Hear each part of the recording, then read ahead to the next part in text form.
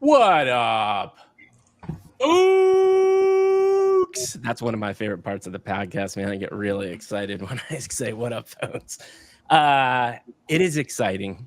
As you all know, I love doing this. I love doing this. And I'm super excited that we've got just like a really, really interesting guest today.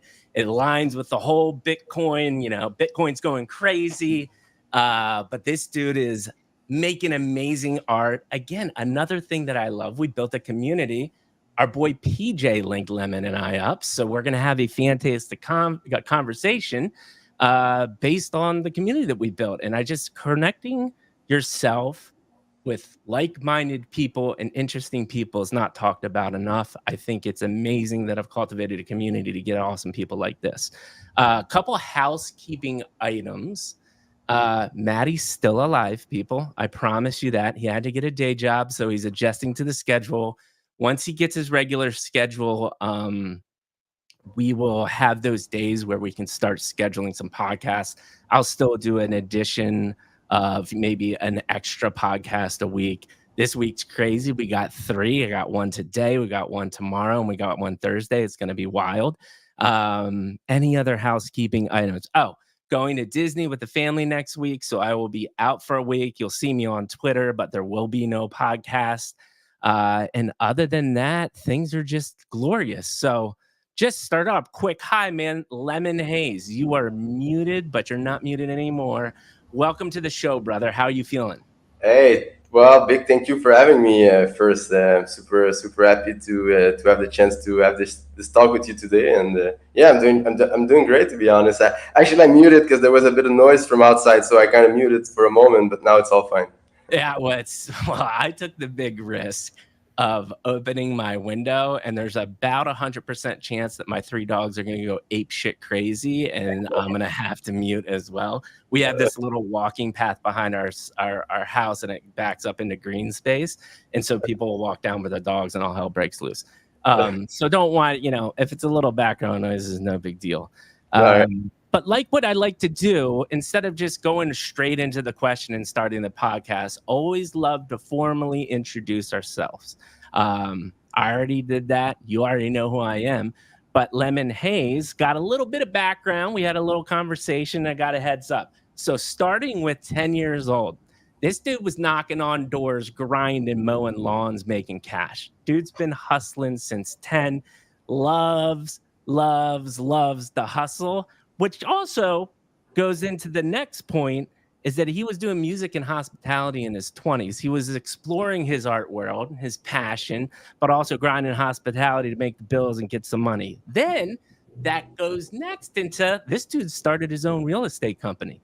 Not actively managing it right now, kind of on the background on the side, because 2016, dude found crypto, fascinated by Bitcoin, and kind of merged all of his loves and passions for art into the crypto space. Did I get it pretty good there, Lemon, or did I miss anything? Yeah, well, you're definitely on the right track. I can say that looks pretty much what I did. Maybe we could add to the mix that like growing up at 3 to 16, I played a lot of hockey, but other than that, I think it's pretty much my journey, right? My path with going from making music and sort of delving into Bitcoin and crypto, and finally like ending up blending all the rest together. That's my path, indeed. Yeah. I absolutely love it. And we're definitely going to talk about hockey because I freaking love hockey. Nice. All right. Well, it's this quick. We're already here. And it's the world famous midlife crisis question. Lemon, how did you get to the seat you're sitting in today? To reiterate to the audience, please give us Star Wars episode 1, 2, and 3. 1 will be not your whole childhood detailed. I mean, you can share whatever you want. There's no limits here on this podcast, but mainly thinking about stories, whether it be your parents or friends or anybody that kind of influenced you, help mold the mindset that you have today. See, I told you I was going to screw this up, man. I already screwed it up once. So yeah, why do you think the way you think today? What were those childhood influences there? And then 2, We can talk about those kind of middle years before you found crypto. So that would be episode 2. And then episode 3 is really you finding Bitcoin, realizing that art is a passion. How do you combine the two? And what's, currently happening now, and what does the future look like? So let's start with episode 1, man. Cannot wait to hear it. Remember, if I'm looking down, I'm taking notes because you're saying something brilliant. So let's have it. All right. Well, to begin with, I guess like I like to say, growing up from 3 years old, I guess 3 4 years old until I was 16, 17. Generally speaking, I was recognized as a hockey player, but other Uh-oh. aspect of me, where there's thing like Hold on real quick. You got rugged there a little bit. So I heard 3, 4 years old, hockey player, and then you got rugged. So go from there. all right. Well, sorry. No, it's all good. So around like I said, from 3 to 16 years old, basically, I played a lot of hockey. But there's a lot of other aspect to me, I guess, that for many people they got lost, along the way, I guess. Yeah. Which is, I would say, art. My mom is a big. She loves the entertainment industry. Like movies and music and dance and all these things. And so I had a lot of this around me, and I have two little sister and a little brother, and so all this also I saw a lot of this side. Although like everyone was always spending the weekend at the arena, like there was a lot of art around me, and so it's always something that interested me. But in a way, because I was seen as this competitive hockey player, like I was also very shy in those fields, like things like art, for example.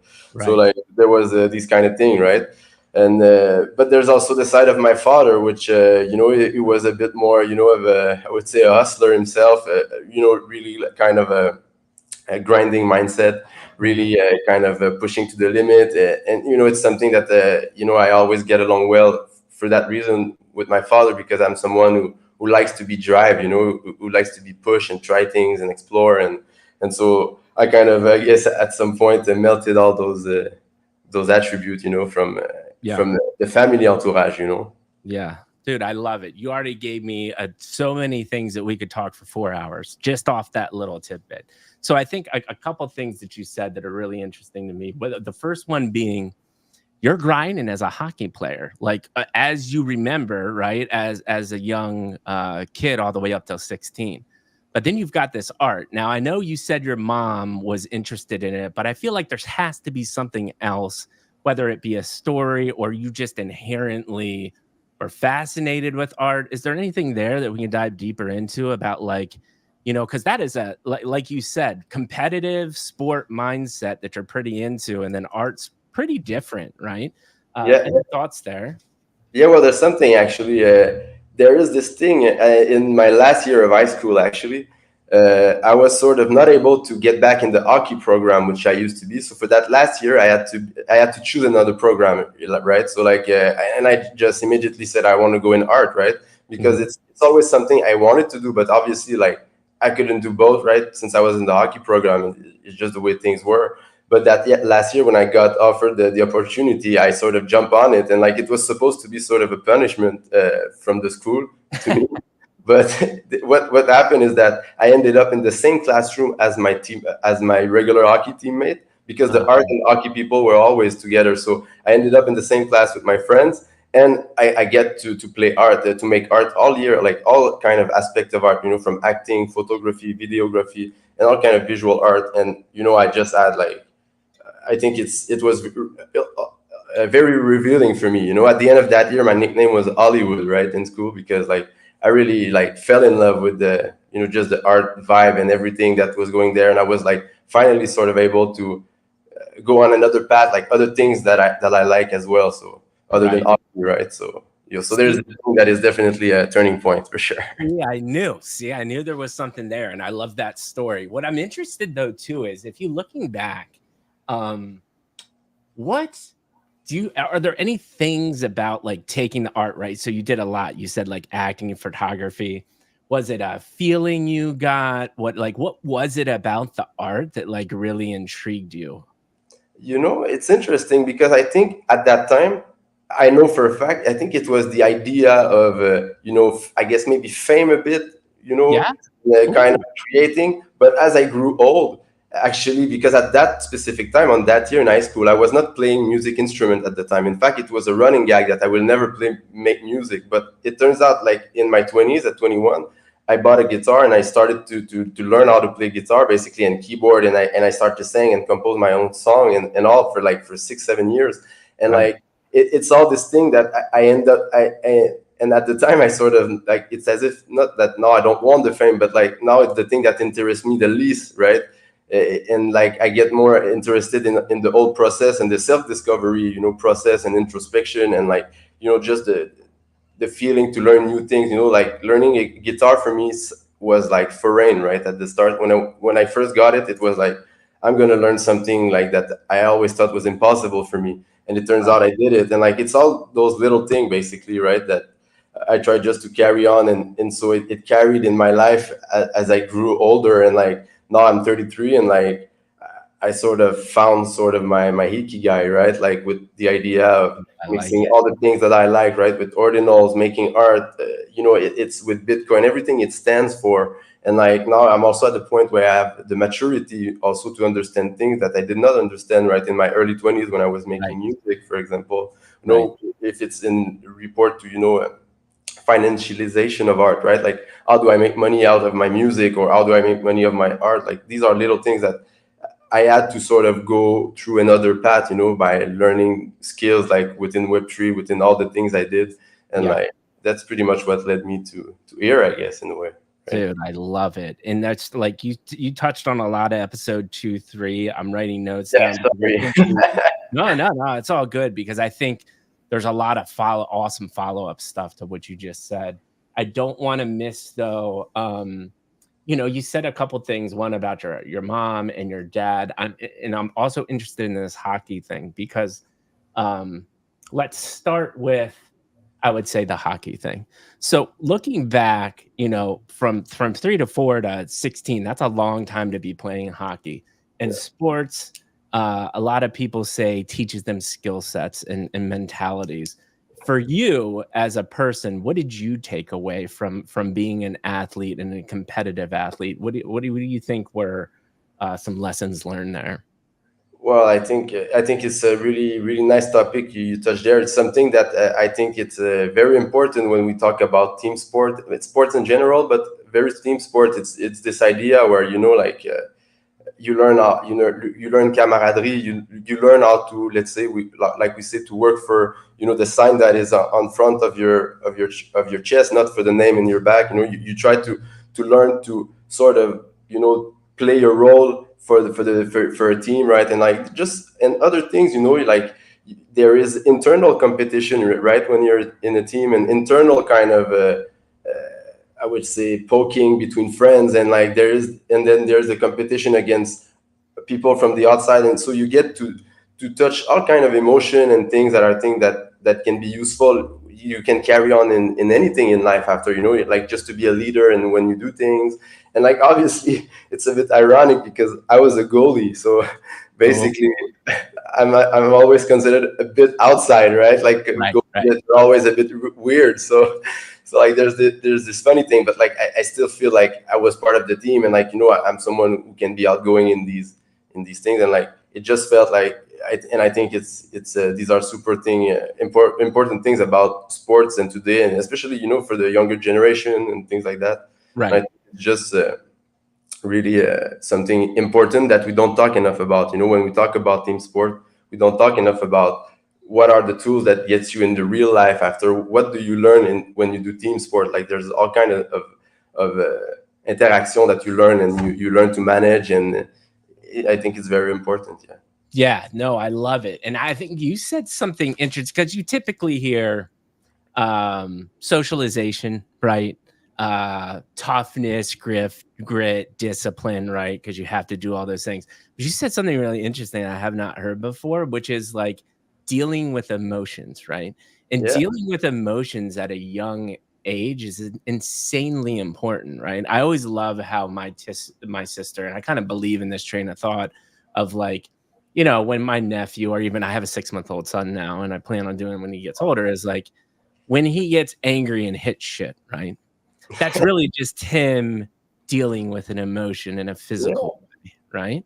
Um, Talk to me just a little bit of more about that emotional thing, and maybe even um, how it's translated into your art, or is it just as topical as you learned about emotion? I'm just asking, is there anything else there or thoughts around it? Because I just think that's a really interesting angle that I haven't heard anybody talk about yet.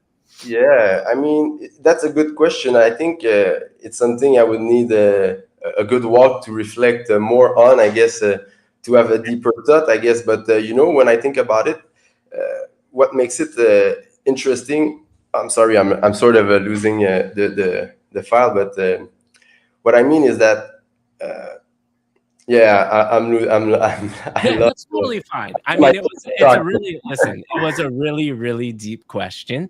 I love that you said that though, because I'm sorry to cut you. It just came back to my mind. What I mean is that basically it teach you how to control your emotion because you have sort of brothers to sort of look on you and tell you, when it's wrong. Like sometimes it's right, for example, to cry, for example, but sometimes it's wrong to be in anger and like. And I think it's still something that I need to work on today, right? right, Like right, basically that's what I meant. Like I cannot pretend to know enough because the truth is even recently, just a few days ago, I sort of went off the boundaries in a situation where I know I was in the wrong, right?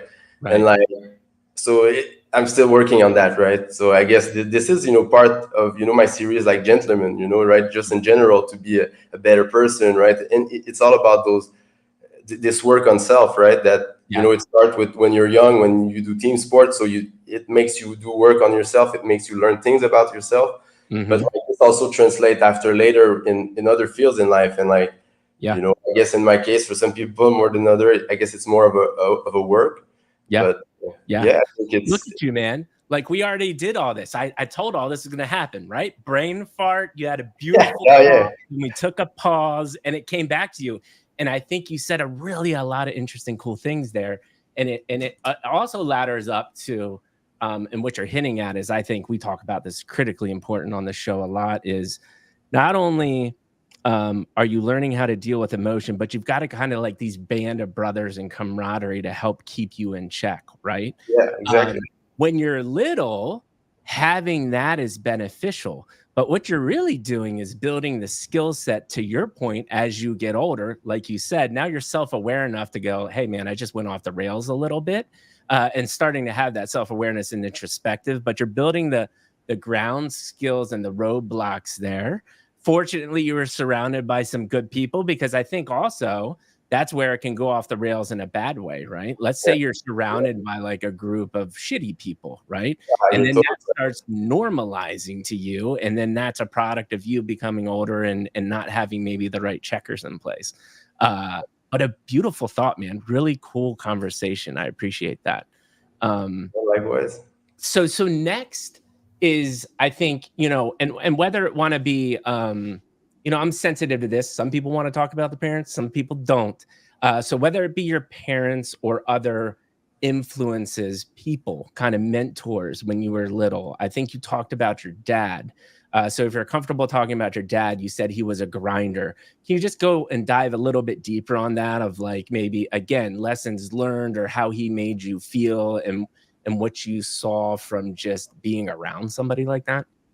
Yeah, well, I mean, I think the idea is that my father, the way he was, I guess he was he sort of he gave me confidence very young, and like he had trust in me for things very young, and like not that he treated me always like an adult, right? Like, but Right. he was treating me a bit older than what I actually was, I guess, and Yeah. like, and it was always good for me because I always I was, I guess, hungry, right? I needed more, I was the kind of kid who my first year in primary school, elementary school, actually, I was like, I was kind of bored, right? And so to the point that I ended up having bad grades, and I was supposed to have like super good grades, but I ended up with bad grades because I was so bored, and so my father was the kind of people who was pushing me to, like, he was giving me that extra that I needed, right?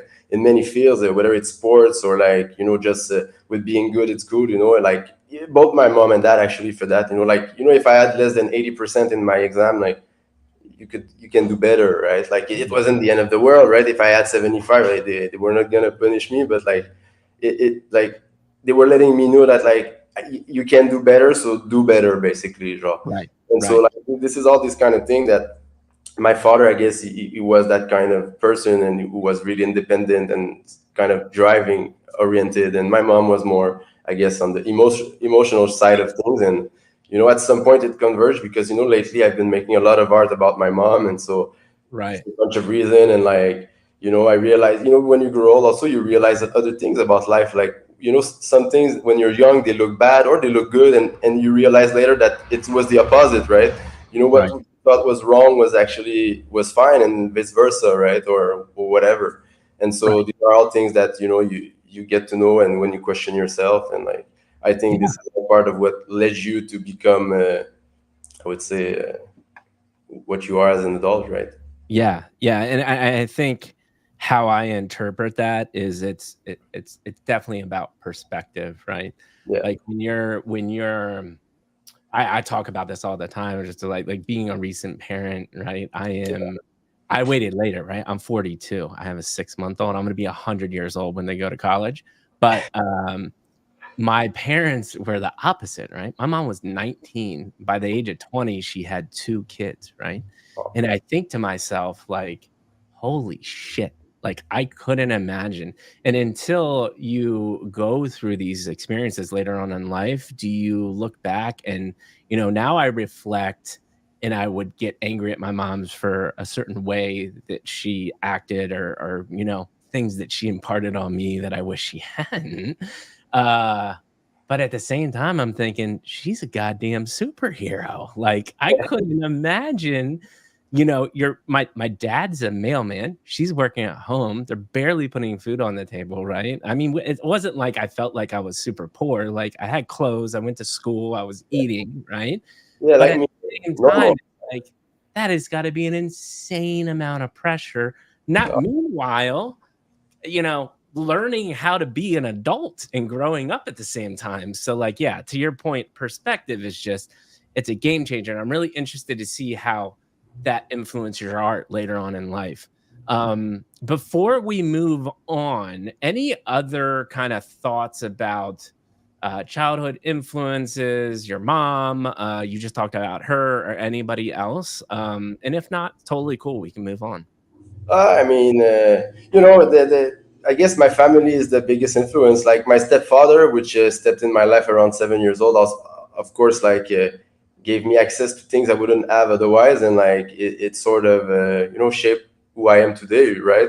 But Right. like I say, I think influence otherwise it's so vast that it's in every stranger I met on X and Y night or day, it's an influence, right? Some people they sometimes you met a stranger for 1 minute and you never forget them. And like Yeah. you met some people that you saw 20 times, and at one point you're gonna snap them out completely of your memory. And Right. so I think otherwise influence when you're young, they come from everything, and that's the beauty. It's like when you walk one day, you think about that story, and like it come up, Right. and like there's so many little nuances that makes I think the journey interesting. But Yeah, otherwise, yeah. absolutely. And I love how you put it there too, is that, and this is, prime example of how we can cut this out to make a really a great short, which is that message in general, right? Is people need, I think, hear more that those experiences that you might not think at the time could be impactful or help you out actually could come back later on in life.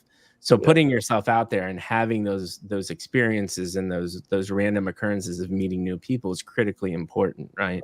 100%. Um, and it's a shame because um, even I struggle with this myself as a quote unquote content creator, right? I'm a different content creator in the sense that I'm a podcaster, but it's still an art form in essence, right? Content. Understanding the art of holding meaningful conversation. Um, but I get very caught up in like, oh man, I need to be tweeting, I need to be getting myself out there. But if I'm stuck on the computer all day, I can't have meaningful conversations like this or experiences that will help me react to something that you said, because then I just don't have any context anymore. So that's a beautiful, beautiful thought. Any of those experiences or one-off um, people that you met, let's say, anywhere through your life, any of those stick out in your mind? And if not, since I'm putting you on your spot, totally fine. We can move forward. I think there's always the story of how I came to decide to learn music. I think it's always a funny one. I Is love then this. is when I sort of at that time I was buying my music on iTunes, like Apple Store, literally like Apple Music. I don't Yeah. remember like the name it was, and I bought the entire discography of the Beatles, and like I was listening to that, and like I was like early mid like 20 to 20 years old, still not 21, like and a half, like it was in January. And then once I listened to Sgt. Pepper, I just say, oh, I want to be a rock star. But then like at that point it was far-fetched. I mean, it is still far-fetched, but like it was like a long shot, like because like I said, I wasn't playing music at the time, and I was almost a joke, as in like I'm never gonna be a singer, right? Like I can do some acting commercial or whatever, but like I'm not gonna be a singer. But then that's when I sort of started from there. So like I always attribute my music sort of path to this moment where I was listening to the Beatles, where I was on the like a skiing mountain, like alone with my headphone. Like it was just like a special moment that really created a big shift. I think that's at the point where I really decided like I want to make art for real, right? Like this is I started to paint and do all these things that around the same period. And so yeah, that's a good moment, I would say. Dude, I love that. I love that, and how I interpret it, what I think is very interesting is, and this again, yet another message. And it's what's cool is you said it in your own way, and the way that you say it's going to resonate different within the way I say it. But what you're really saying there too is you had this far-fetched idea, and instead of just saying it's a far-fetched idea, you started doing something about it. And that's magical, right? And I think for you to be able to do that, he speaks volume of your character and who you are. And that's why I'm interested in these kind of background stories, because we're already molding kind of I would say not your mantras, but like who you are as a person and what you stand for, based off these experiences. So thank you for sharing that, man. I think that was a fantastic story. Um, so I think moving in is actually probably a perfect segue too, right? Believe it or not, we've already been talking for a half hour. Um, and I want to use music because that was kind of your middle childhood, right? We talked about, you had some influence, you're a family guy. You had a lot of interesting experiences from hockey. And now we're going to go kind of into the 20s. You just gave us kind of your intro to music. Take us through that next decade of like you really exploring music. You said you were doing some hospitality. Kind of take us through that part of your life. Yeah, well, basically at that moment, it was sort of a revelation, because at that moment I didn't have a job for like a few weeks, and like I was sort of in between. I would say what I'm gonna do. Because I was supposed to go back in school at that time. I was still 20, and like the plan was that I go back to school. But then I started to play guitar, and I loved it so much that I kind of do it all the winter, until like at some point I got into hospitality, because now I needed to pay the bill, and obviously like my level in music was not on point to make money out of it at all. And so like I had to sort of have something to survive. And also, like, to be honest, it was also a very great period in my life, because the hospitality industry, I don't know how it is now, but like I think when I did it, it was a very kind of vibrant kind of place where you make friends with all kinds of people who are your coworker. Some people study, some people don't. You get to see I got to see a different place of I guess a facet of the world, because I come from the south shore of Montreal, right? I'm on the other side of the island, so Right. it's like the suburb. But like, so like for me at that time, it was working in a place in old Montreal, so like it was like kind of a new life. Like, oh, I was in town, and like it was like I felt like it was like a big change. And so Right. it's something that definitely shaped, I guess, a lot of those years where I guess it was the 20s, right? When you're in Yeah. your 20s, you go out, you know you, there's Oh, love and things. And Yeah, there's love in things. I love how you described that. Yeah, there's Yeah. lots of loves and things. So I bartended and waited tables Wow, myself during my early 20s. And me and my co-founder, he did hospitality as well, and he's owned brick and mortar businesses.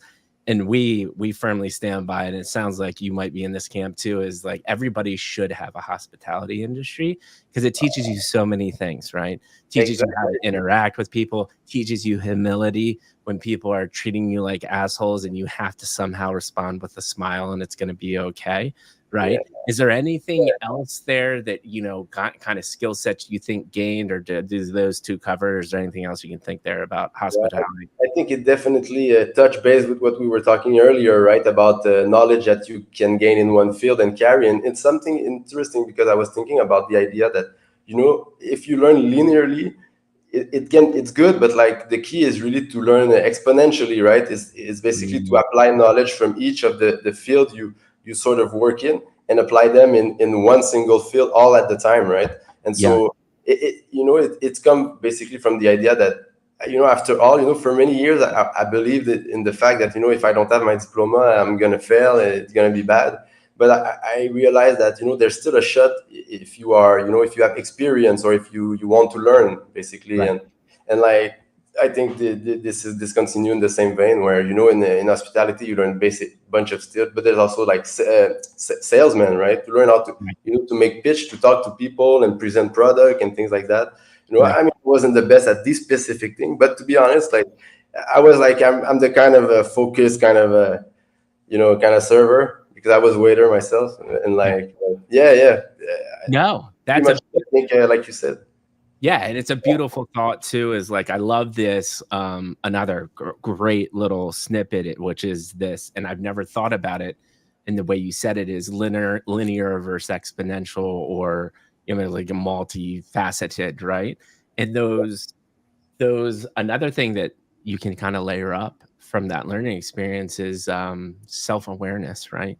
You hear a lot, or I get asked a lot, because one of my big things is if you're not self-aware, if you don't know what you excel at, and you don't have a why, you're going to waste a lot of time probably doing the wrong things, right?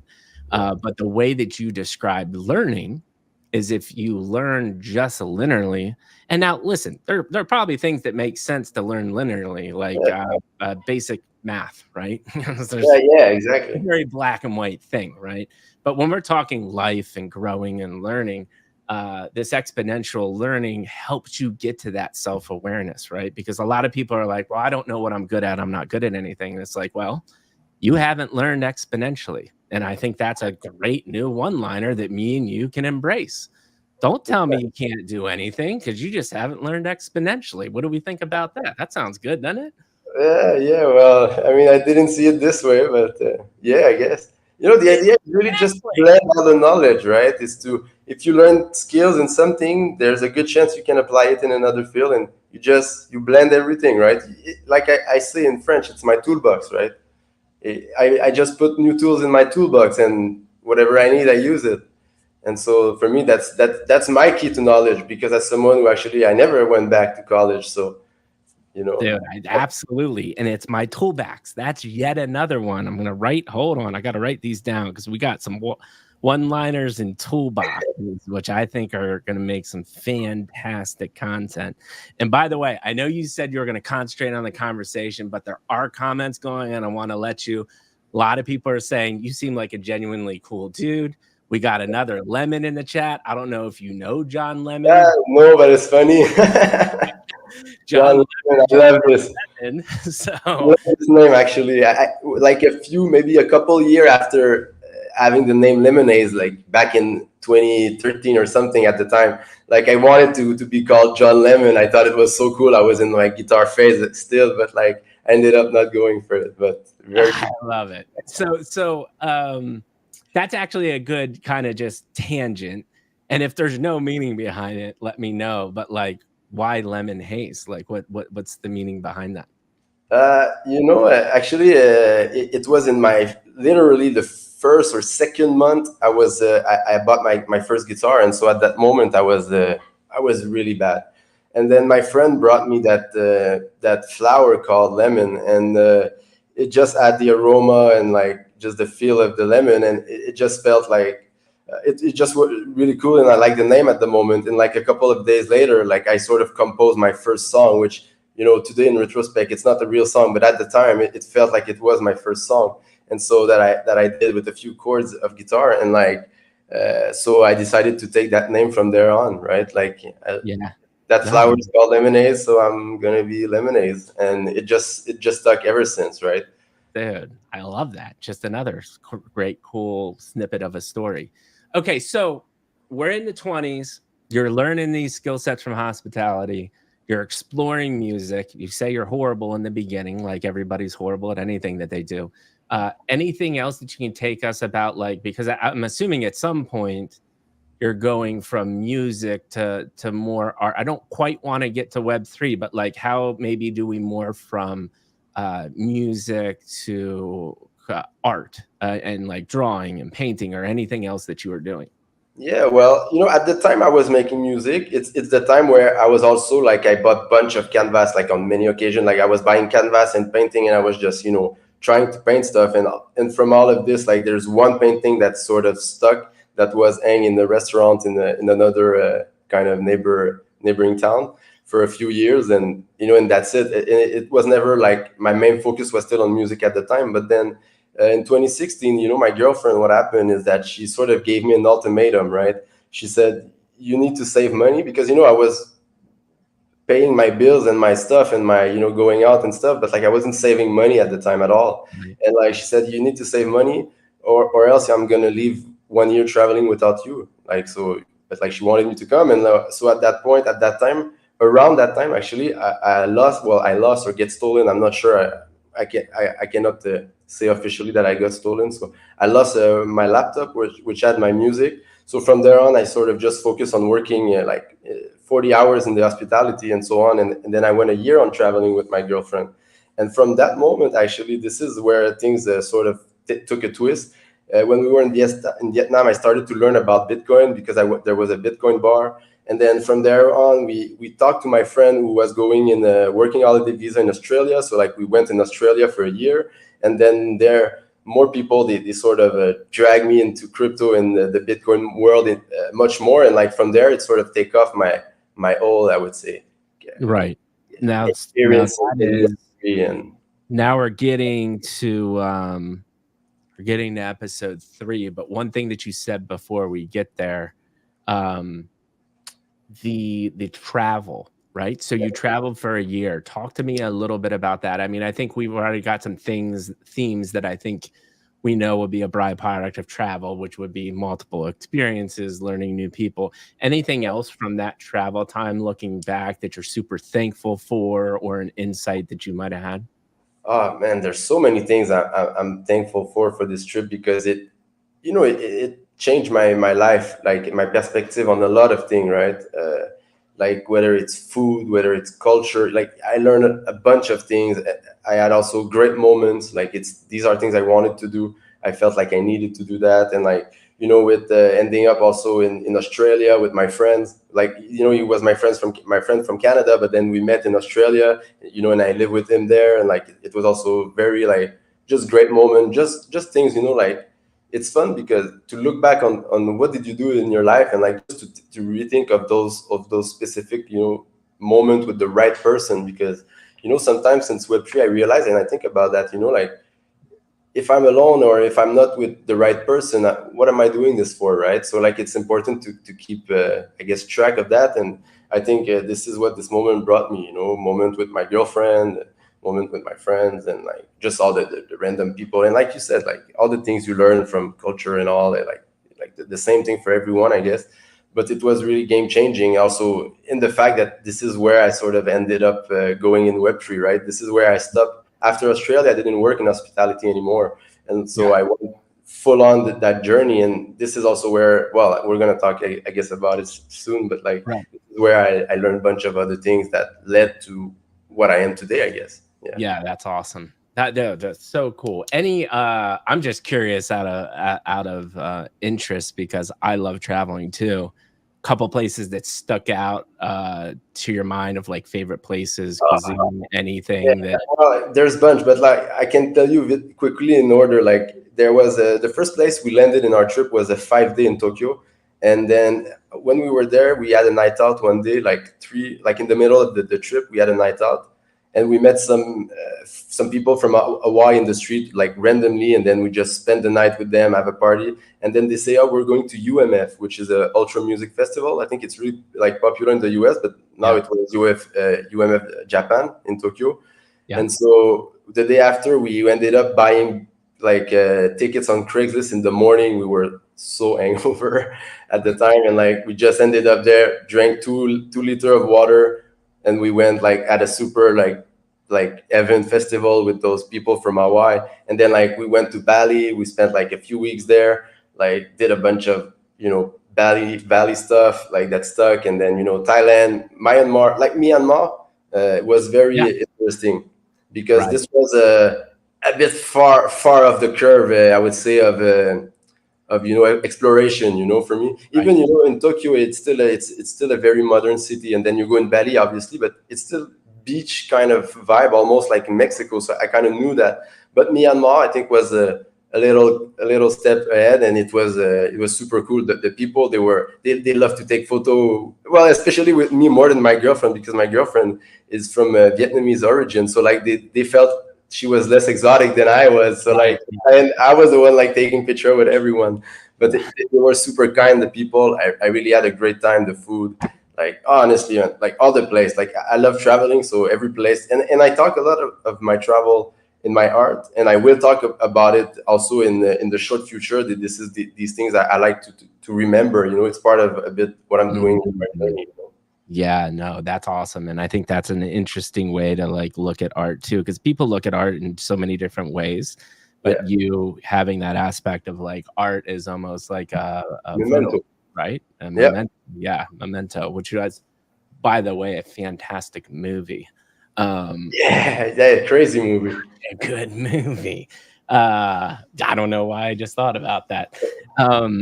Okay, cool. No, this is awesome. So take me now kind of into the crypto and essence of my first kind of question is, did you have like a stake in the ground, like I saved up enough money to travel for a year and then I got to figure my shit out, or did it kind of organically happen? Like what did that transition look like? Semi-organic, I would say. I got some, like a little bit in the start, like in December 2016, but like, and I left it in the wallet, didn't think about it. And then in June of 2017, June or July, I don't remember exactly, I was on Hamilton Island in Australia. I was on my working holiday visa. And so well, like my friend, actually my girlfriend, and my friend, we all the three of us applied to work on Hamilton Island. So we were in an apartment together and all. And like when we were there, my friend said, "Oh, there's this French guy. He's trading crypto, and he says, because we were trading a bit of forex, like on our phones, like real Right. beginner, like it was gambling basically at Yeah. that moment. Like it was really gambling at the time. Like of course I learned things throughout the time, but at that time, and I said, I don't see crypto for trading. I see it more as a long term thing.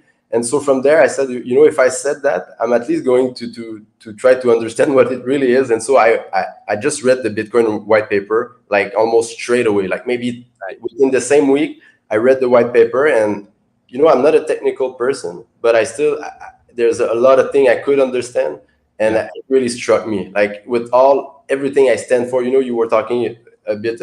My father, maybe it's those things. My father was saying when I was young that Right. when I read this, it wasn't this, but like it's the why Bitcoin exists today is for the kind of thing I remember my father telling me when I was a kid, right? And all these things kind of struck for me, and like, Right. and from there, my Bitcoin and crypto journey really took a traditional path, I would say, of the crypto native people. And so at that time though, were you like, okay, my funds are running out here, like I need to figure out something to do, and you kind of hit lightning in the bottle with crypto and were able to sustain life, or what did that look like? Oh no, well, I was still working in hospitality in Australia at that moment. So like basically, I was working and saving up my money to buy crypto. Like I was buying Litecoin. Like in the run up, I bought Litecoin and all. And then at Yeah, some point, like I sold a bit, and like I had a for the time I had an amount of money that felt like, oh, I feel comfortable to try to just do crypto. Yeah, like right, in retrospect, it was insanely stupid, right? And naive. But the truth is, it's because I did that that I think I end up where I am today. Is because I took this naive risk of like thinking that I had a shot for real at something, and like, and luckily, like shortly after, I found a job, right? So like I was sort of community manager for a coin, right?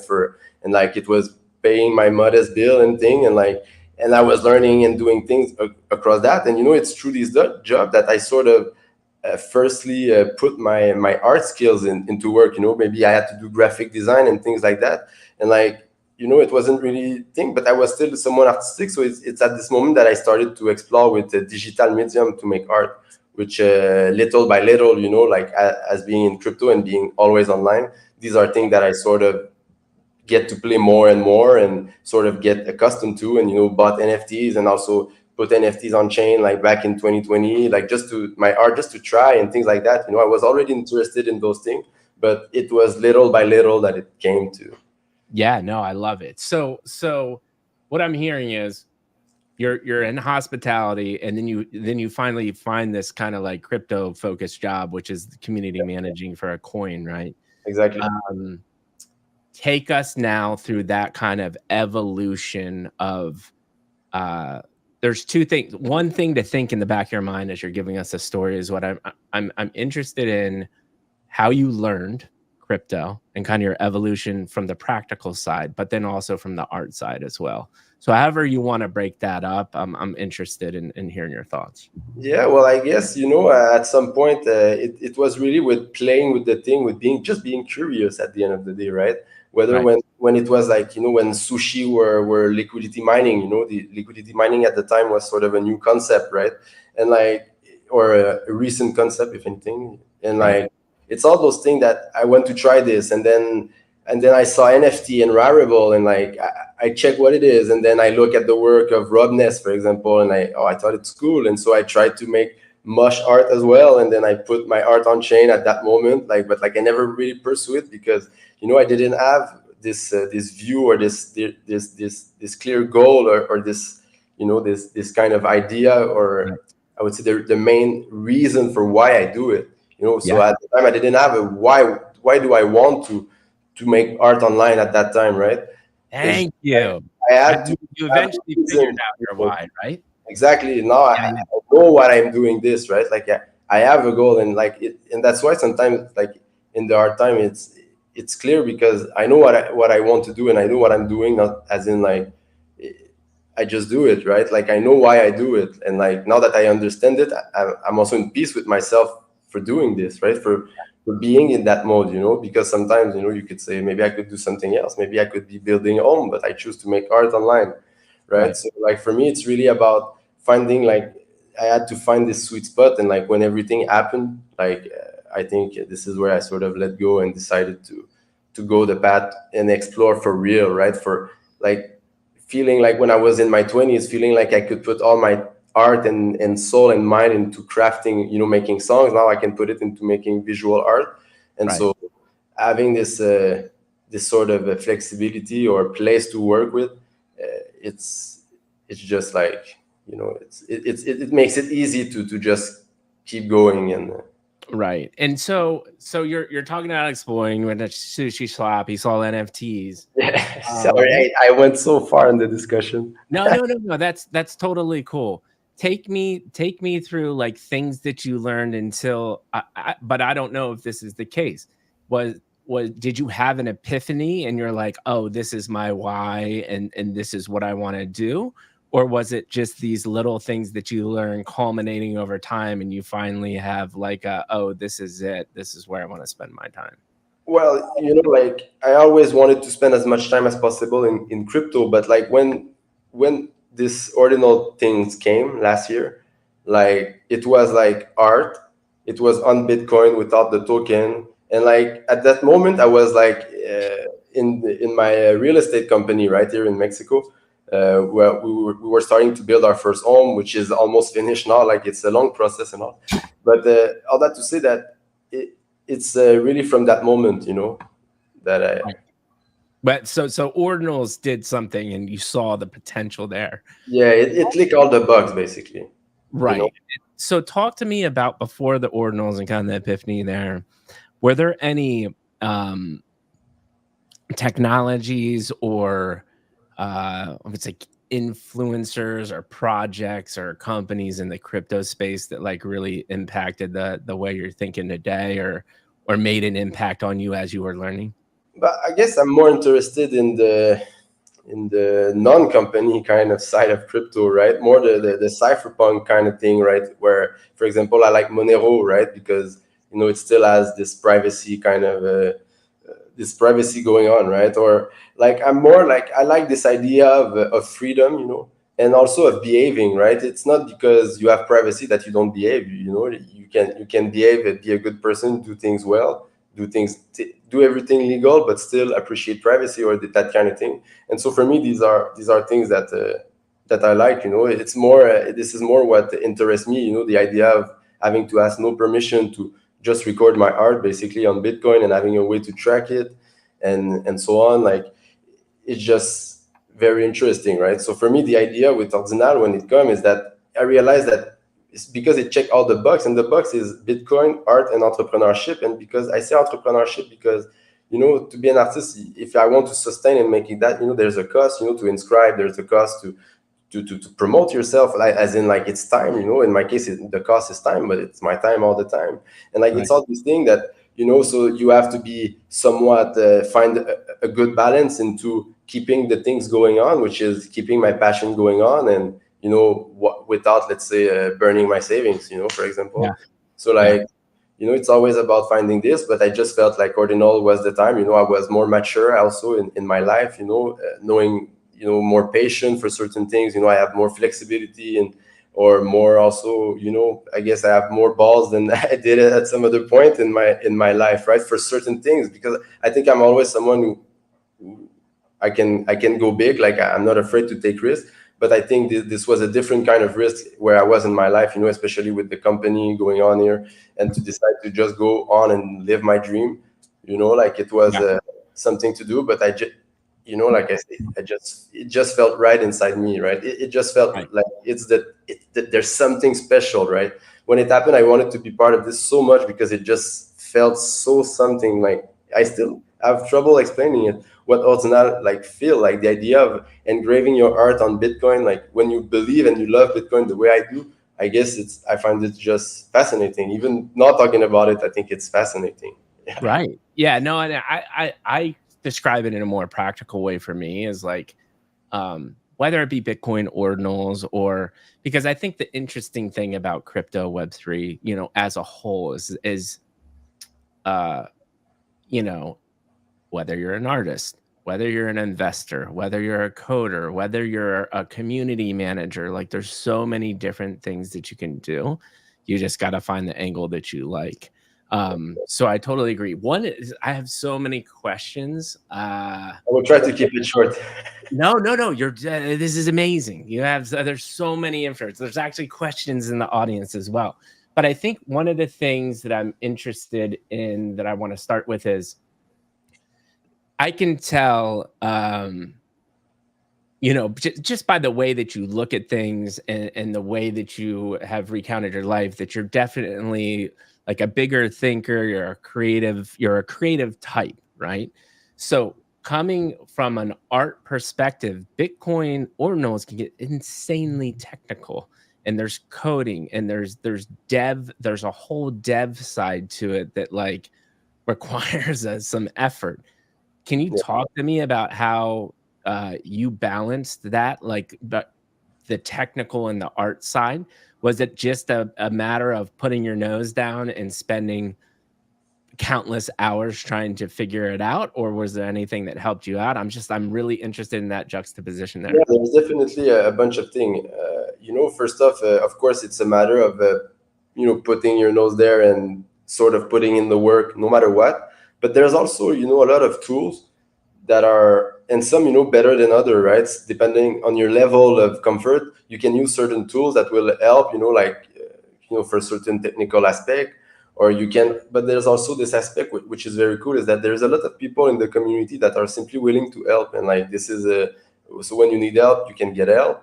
And like, in my case, I wasn't even doing generative art until like 8 months ago, right? 7 months ago. No, actually, no, not 9 months. I forget, we're in March, but like, basically, I wasn't doing. But like, there are tools, like, for example, for coding ideas, if you have, what you want, you can code.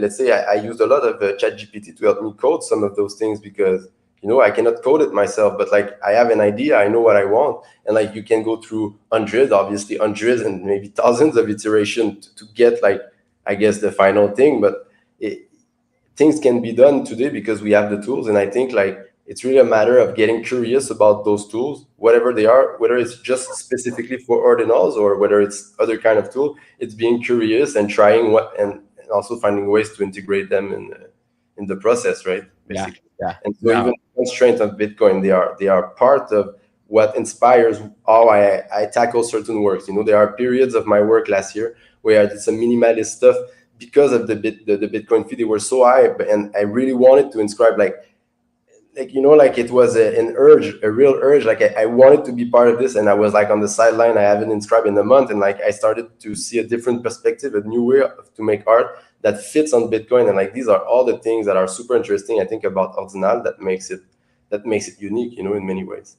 Right, right. No, I love it. And just a very like technical, well, practical question. As Yeah. people, sorry, I'm a redhead, I'm a ginger, and I'm allergic to basically everything in life. And now my eyes are just decided to itch uncontrollably. Okay, now I'm done itching my eyes.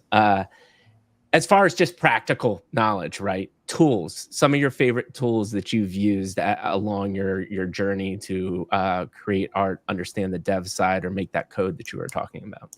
Well, I want to give. I don't want to promote, things or anything, but I say that I use Satin.io for, to use parental provenance, because there's no place to mistake and things like that. So like, I have to be careful, and I don't even trust myself enough at the moment for all this. Right, So so I use Satin to inscribe, on like my special sat on, with right. parental and everything. So like, it saved me the stress of failing, I guess. So Yeah, like, I use this tool, and I would say ChatGPT, I think, is another. It's a boring tool to say, but right, I think it's something that can be used.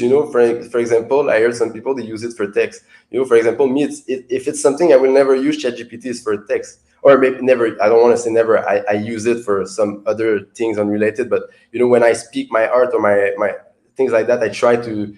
I try to be from me, with my mistake, with my broken English and things like that, right? right, But right, like, you can use it, like I said, to code, for example, or if you don't understand how to do certain things, it can help you achieve on that technical side of things. And people, like I say, asking people around, I think it's very yeah. helpful. No, no, no. I love it. So, and that's one of the beautiful things about Web3, right? Is the community aspect. Yeah. People are so supportive when it comes to that.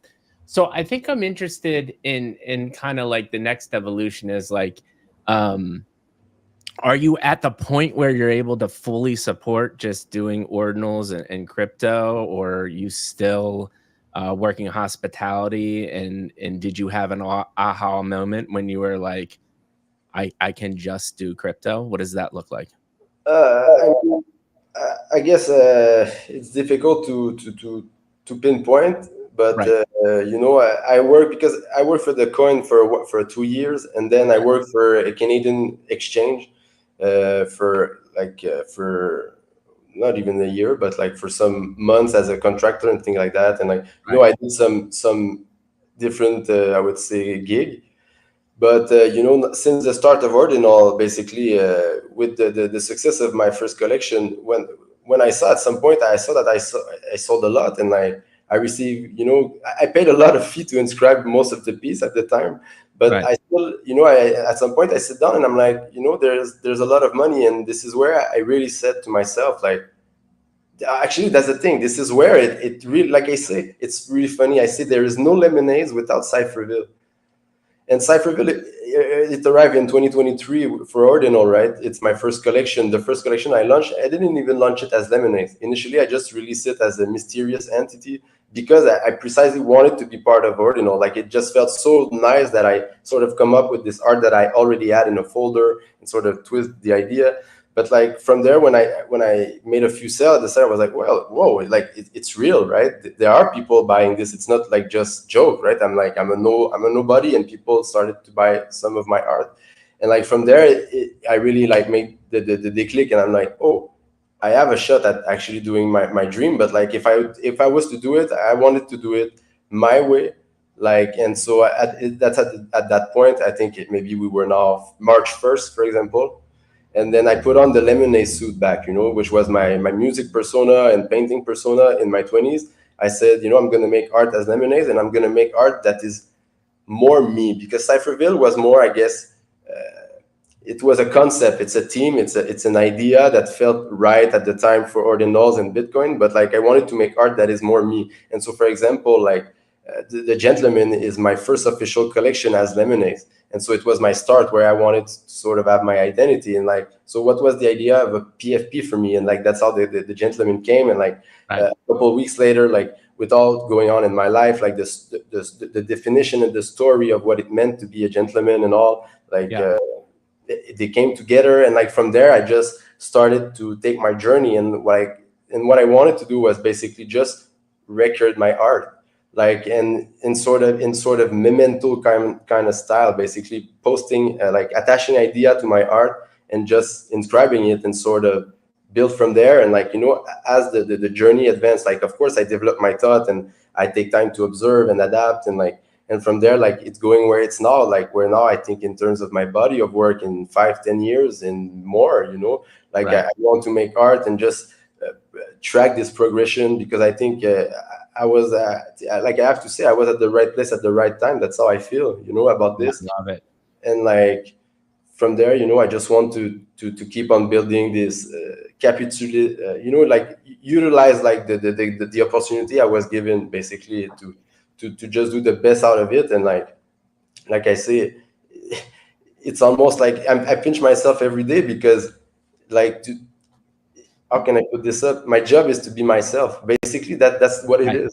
Like that's Right. the crazy thing, is my job is to be myself, the good and the bad. And of course, I want to be better, but like my job is to be myself, and that's all I have to do, is to not basically is to not try to be someone else. So like I just felt like it's stuck with me, and like now I'm sort of I felt like a big love for generative art, which I was not doing at the start. I was more playing Right. with Krita software, like end drawing software, or I was straight up playing with a lot of AI. That I love experimenting with AI. There's a lot of fun to be made, and concept and things to explore, and ways to use the tool as well. And like it's all of these things, right, that Right. makes it just so Dude, good. so much good information. Like I said, we could talk for 6 hours. I like have an incredible. One thing that you said, and then I'm interested because I think there's a lot of people love art in Web3, right? Yeah, But also people are very interested in the money and the business aspect, obviously. Unfortunately, whatever your mindset is, 95% of this industry still is just investing, right? People are trying to make money. That's why they're here, right? yeah. But I, I want to go ahead. no, sorry, go.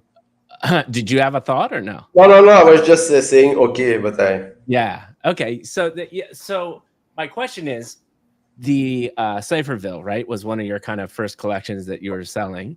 The Was the idea there to just share your art and then attach it as an ordinal because you were interested in it, or were you like, hey, I need to take advantage of this because this is an actual time to share my art and monetize?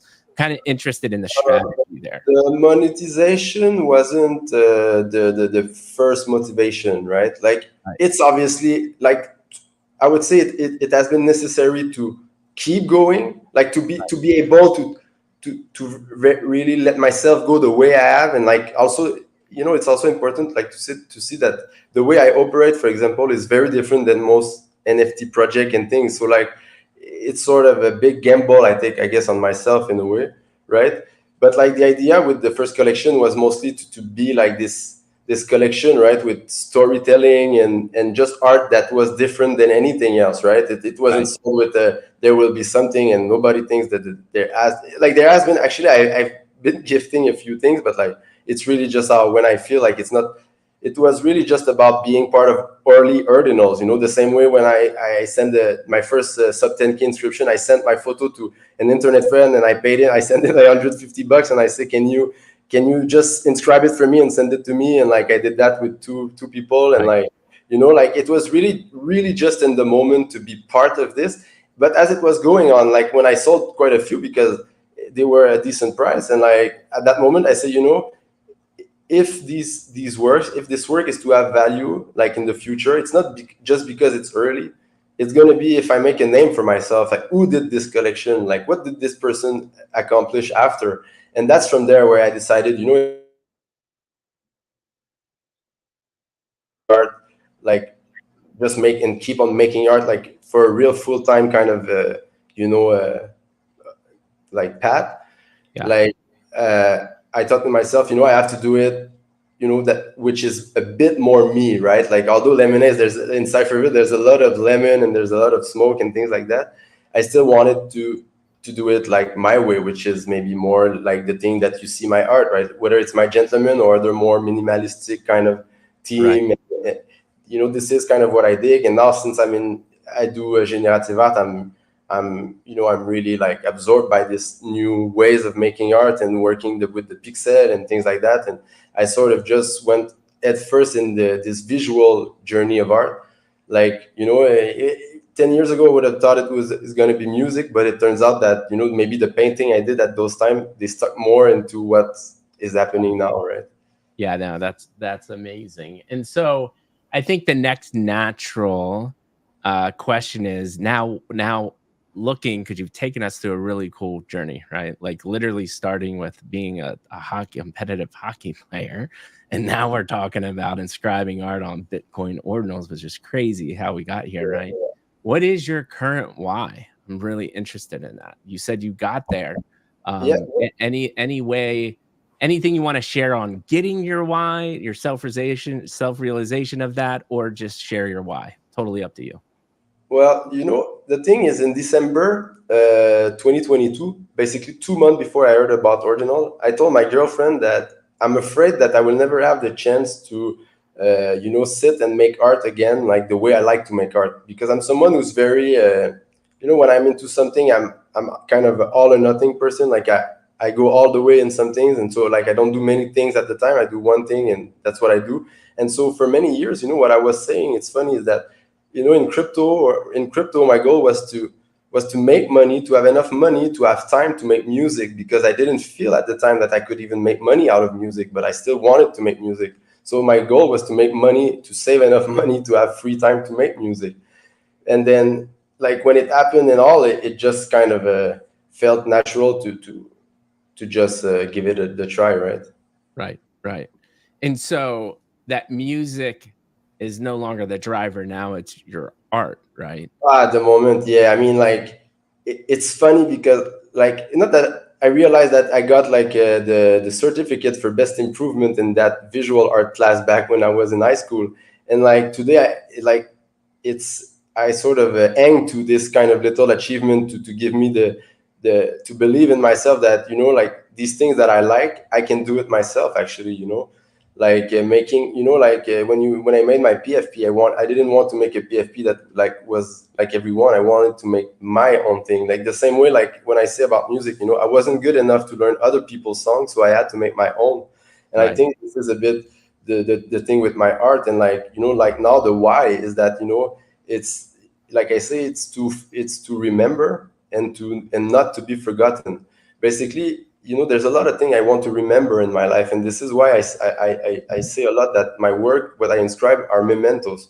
They are mementos of my life, and like especially now that I inscribe, I make generative art, or a lot of the art I inscribe is via HTML. So I leave a lot of note and text in my artwork. also like whether it's personal candid thoughts or whatever, like a lot of things. It's just little thing, and I use basically Bitcoin this way with my art. There's the visual, obviously, the part where I put a lot of time and precision into achieving things that I want to achieve, and or the closest of it and things like that. And there's also this part where there's a lot of introspection happening during this creative process, and there's a lot of obsession and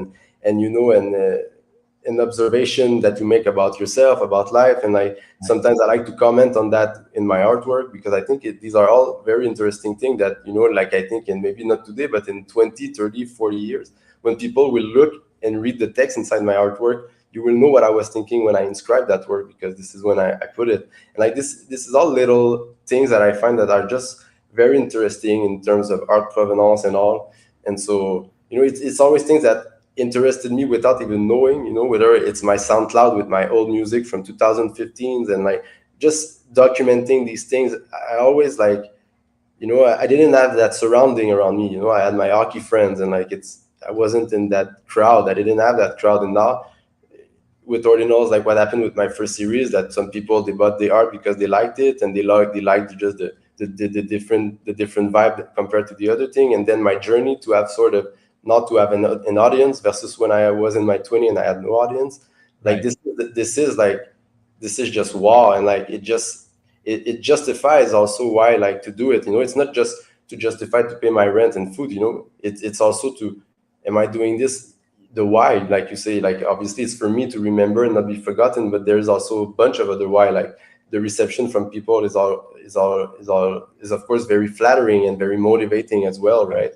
Right. It's to have to know that I have an audience that is interesting in what I do in my journey, because like I said, I don't think I do anything better than other, but I Yeah. do think that my journey, the way I took it with Ordinals, like no one is doing what I'm doing. No one is writing text in every artwork the way I do, or those little different things, the way I create my, I would say, my body of work. I think it's I do it my way, like, and like I say, there's negative and positive to it, I guess, but like Right. I feel comfortable in just doing that, and this is really why I want to keep on doing it, because I feel like, I feel like I'm finally doing something special, right? Something that checks all my box, right? Right. And I think what's interesting, and this is the heart, I love that you said and you admitted, and I like when people that have had success, and you've had success selling ordinals, right? Is there's a little bit of luck to that, right? Because Definitely. there's people that say I'm going to do it my way, and they die very, very poor, and it never works out to be able to sustain that life, right? Yeah. You've had good timing launching onto ordinals when it was right in the beginning, right? No And question about that. you've built, yeah. Do you want to talk about any of that at all? Oh no, no, I meant that there is no question about that. That it does, like that timing and luck definitely played a role. And like this is something I say a lot. Like I was, like I said earlier, I think I was at the right place at the right time, right? And Right, like right, that's what, like I say, all the bucks click. It felt like there's a real chance, like there's a door open. If I run, I can do it, because also, like I say, it wasn't an hesitation, because like I was already a bit more in the art mindset than compared to when I was in 2018, 2019, 2020. Already in 2022, 2023 early, I was already more in the art mindset, because I had already a bit more free time due to my occupation. So like it really like felt like you say, the timing was just right, right. perfect. Yeah, Like that's how also, maybe that's why I didn't question, right? Everything felt so like tack tack tack, that it just felt natural to just let go and say, it just felt right every step of the way. Like of course, like there's a lot of up and down. There's day where I'm like, fuck, like it's hard, right? And there right, are, I'm like, also it's good to keep in mind, I live in Mexico, right? I don't think I could, it would have been maybe harder if I was still living in Canada, for example. right, Like the fact, I don't spend a lot of money, right? Like right, I'm very simple guy, to be honest. Like I'm really simple guy. I do my thing. I like a good food from time to time, but like I don't have gadget. I have my small motorbike, super like super cheap, like super normal. Like I'm really really relaxed. So like obviously I think it also helped, because if you're in a position where you cannot afford to be laid back like I am, well, it's obviously more difficult. Think I don't know, maybe kids or just mortgage or these things that most people have in their life, you know. Right, right. And so that's actually a really good point. And do you think you actively made those life decisions to have your flexibility, or do you think another, again, that's just kind of a product of luck and timing, but or did you really actively think like, hey, I'm going to make these life decisions so I have the flexibility to pursue these things? Beautiful question. I love that you asked this question. Honestly, like I cannot say that I did it like I planned every step of the way to arrive where I am today, but Right. I definitely always make an emphasis on making those choices that keep my flexibility and what I, you know, like I used to say, I used to talk about freedom before COVID, you know, like as Right. in like I, for me it always was important, especially, you know, when I was working in hospitality. That's something I had, like flexibility and freedom, you know. Yep. uh, exactly, like because of the way the schedule was made, the way you can make a lot of tip in shorter amount of time, and so it gave me a lot of time to put on my music, and you know, and just spending countless hours on making music and these things. And so I always made that kind of decision or took that kind of gig in life where I have that flexibility, because at the end of the day I like to be flexible, because also I feel that's how I'm the most you know, performant, you know. So like Right. sometimes I think, you know, in terms of art, like I do things a certain way, right? I operate differently than most ordinal project and maybe most ordinal artists, but like I do things in a way that suits me, and I believe that as long as I'm comfortable in what I'm doing, I'm gonna keep doing it and push to improve it. And also like it's basically a bit, you know, like the meta, like the concept of putting your mask first in the plane, right? If there's something before helping Right. someone else, right? Right. So Right. basically how I try to sort of build how I'm doing things is to first suit me, and then once it suit me, this is how I know myself now enough at 33 to deliver the best performance I can, you know, Right. for everyone around, right? Right. And it's, you know, it's another thing is, you know, just interesting to like even think about is if you did make different decisions that had more stressors and more responsibilities, one, you probably wouldn't have the time. But two, even when you did have time, your artwork would probably become completely different, right? Because you would have different feelings and different stressors and different things going on in your life. So it could have totally changed your path depending on those decisions. But I think it's a lesson that it's very difficult. It's easy to hear, but very difficult to implement, is what I'm saying. Because Yeah, especially in this day and age, we are talked at to so much about how you should live and what you should do. And for you to say, no, I want to live this way because is a very difficult thing. You know, I did some things too, right? Like I had a kid through IVF, which is insanely expensive, right? Because I waited till I was later on in life. Another, again, decision that we made, right? Not to have a kid earlier, waited later on life, it's harder to do, right? yeah, But for me to do that, I had to sell my house in San Francisco, and now um, I live in a generational home with my in-laws because my mortgage is nothing, and we knew we were gonna take care of them as they grew older. And you know, it afforded me the freedom and flexibility to do the things I want to do, and it gives me the freedom and flexibility to do this because I'm not as worried as about bills, right? And yeah, there's sacrifices that you make, right, to be able to live the life that you want to live. And I think people just try to keep up with the rat race a little too much. And I think it's a fascinating conversation. And I'm glad that you brought that up to enable me to ask that question. yeah. Um, Well, there is the rat race as even a bit as an artist in a way, you know. Well, I can see it. I don't necessarily say that I always jump in it, but I can see it that even for an artist point of view, there is sort of a rat race with the way attention work nowadays and all these things. So it's interesting that you really, 100%. And that's what we were getting back to earlier as a content creator. Um, yeah, the rat race is you think you need as many interactions, as many follows as possible to be successful, but like that, what we were talking about before is such your why, right? Like, what is your define yourself? Yeah, that matters if you want to make a bajillion dollars and multi millions a year. But if you're doing it as a passion and want some extra money, well, that changes the equation totally different. And you yeah, can't answer those questions unless you have the why of like why you're doing it.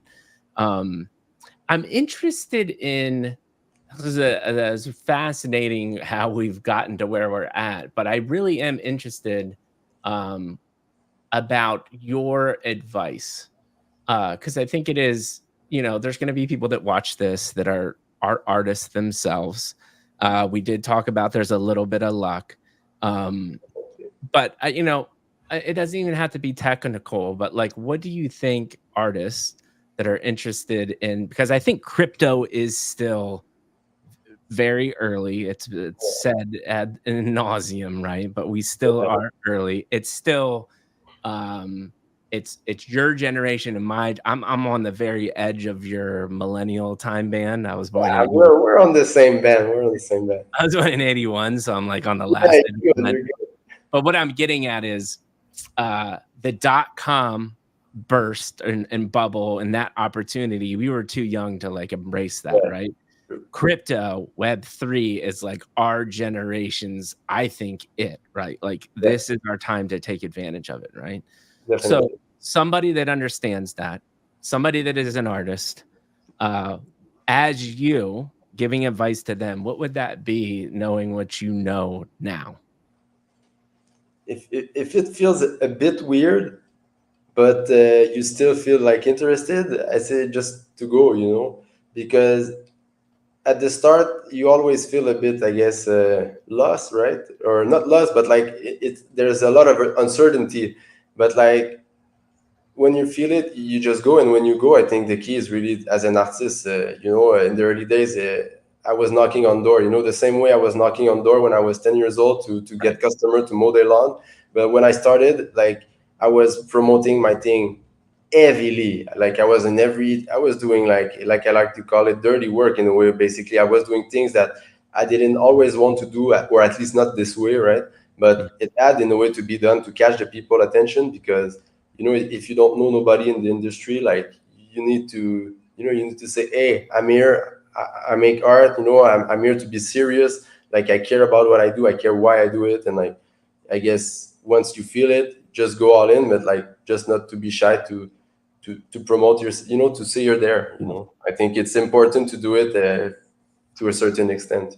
Yeah, and what I heard and what I think is interesting, for someone like yourself is because I can tell that, you're very exploratory with your art and what you put on ordinals and what you're, interested in, but you're also not, naive enough to say it'll all work out. There is a business aspect.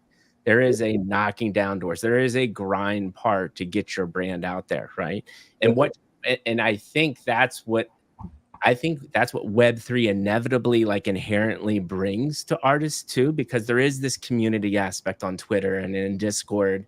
And so you do realize that you have to be noticed. Whereas if you're a true, like, I'll let the wind take me where it's gonna go, and I'm gonna be an artist, you can technically sit in your own cabin and paint all day and not talk to anybody, right? Yeah, Like exactly. this industry kind of inherently puts those things on you. So I love that you took that angle, um, because it's true, right? None of this could be possible if you did not go and grind in the Discord, learn the ordinal stuff, put yourself out there on Twitter, and build that Yeah, network. And what's cool about it, like you said before, is there are vast amounts of communities now that embrace you and try to help you out. Like that's one of the most magical things about Web3.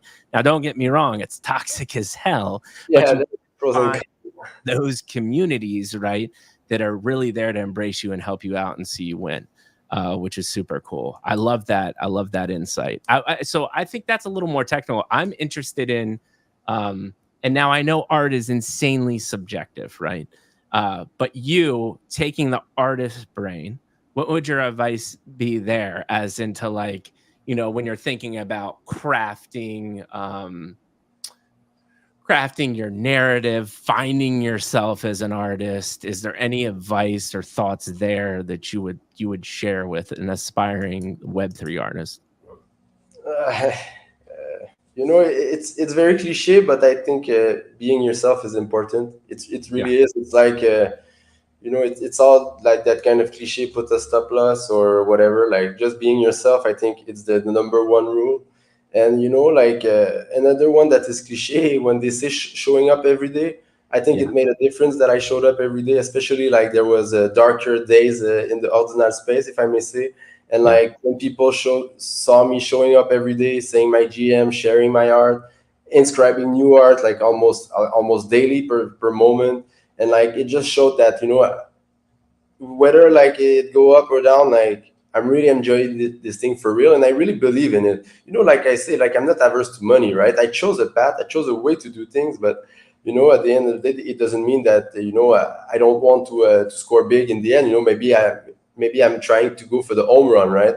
And for artists, really, I think the key is really to, I think, get to know the constraint of Bitcoin. If your goal is to put art on Bitcoin, and you like this concept of ordinal, of course, get familiar with it, but understand the constraint before creating, so that this way it's not the other way around. Because when you arrive at the inscribing phase, if your artwork is 7 GB, you cannot put it on chain like normally.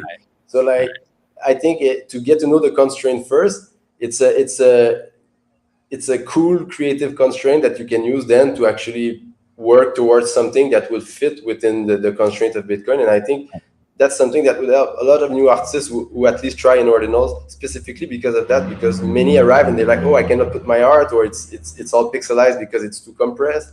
And so Right. I think really the key is to get familiar with those constraints and learn a way to be comfortable and happy within it.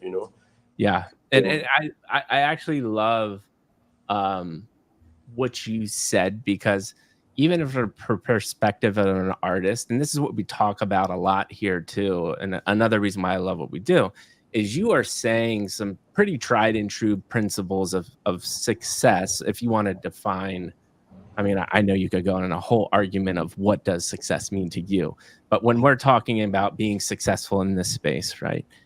Show up every day. That's just a success for many things in life, right? So yeah, exactly. I'm glad that you shared that. But then two, and I see this flaw in kind of my content creation side all the time, is uh really, again, back to your why, but like be authentic to you, right? Because Yeah. there's just all of this copy pasta, and I get in the reply groups on Twitter and everyone tells you, oh, it's about engagement and everyone's trying to hack the algorithm, right? But at the end of the day, if you put out content that's meaningful to you and impactful and effective, that will get you to the end goal. You can get so caught up in like, what does the algorithm say? These are the things I should be doing, shouldn't be doing. But do it your way. Now, again, you've got to be practical about it, because you can't just do it your way and it not be impactful. If people don't give a shit, then you're at square one, right? So figure out how to do it your way, but yet be impactful. And I think those are just larger lessons for life, no matter what you're doing, whether it be art, business, shit, relationships, right? I mean, there's so many different parallels there. So, dude, thank you so much for sharing that. Um, I think, believe it or not, we've been talking for an hour and a half already. I, I want to be kindness of your time, but I also I have one more question, super softball. Don't worry about that, but we're not there yet, because I do want to talk about you and give you some time to talk about. So what's currently going on? Are you? I think first question is, are you just solely concentrating on ordinals as an artist right now? Is that your main focus, or are you making art in different venues? Like, what does that look like right now? Digitally speaking, and I only intend to publish or inscribe my art on ordinal, on Bitcoin ordinal. Okay. But like at home, I do some physical thing. From sometimes marker on jeans like this one. Oh, nice. Nice. Like this is just a random because it was near me, but Right. like sometimes I can play with physical art at home just for my own enjoyment. Or a lot of some of the things, sometimes drafting ideas, of course I would do physically, but otherwise the question regarding ordinal, it's solely on ordinal at the moment, my Right. plan for. Right. Like there's reason why I made the move, also in part because it was on Bitcoin, because it resonates more with, like I'm not the Ethereum hater. I think for many years, like most of the cypherpunk stuff were coming out of Ethereum, literally, like a lot of cool DeFi things. But ultimately, deep down my heart, I'm more of a Bitcoiner, and like so, I just plan on going this path. But I'm certainly not hating on other chain. And for example, there's a lot of art. I think that the art scene is mostly still on Ethereum, and there Right. the things I look up to, some of the things I love the most. They're not on Bitcoin yet, and but maybe one day. I just had a random thought though.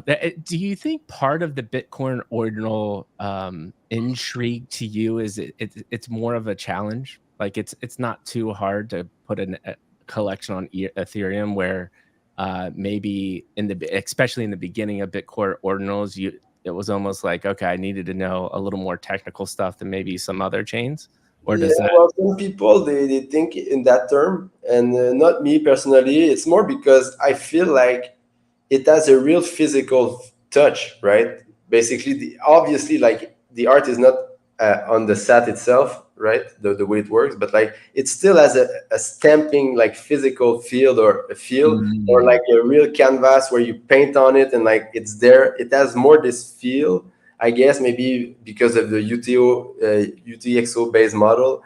Like I don't know, but like it wasn't necessarily the fact that it was uh, like difficult for most people at the start, or this is not what attracted me, right?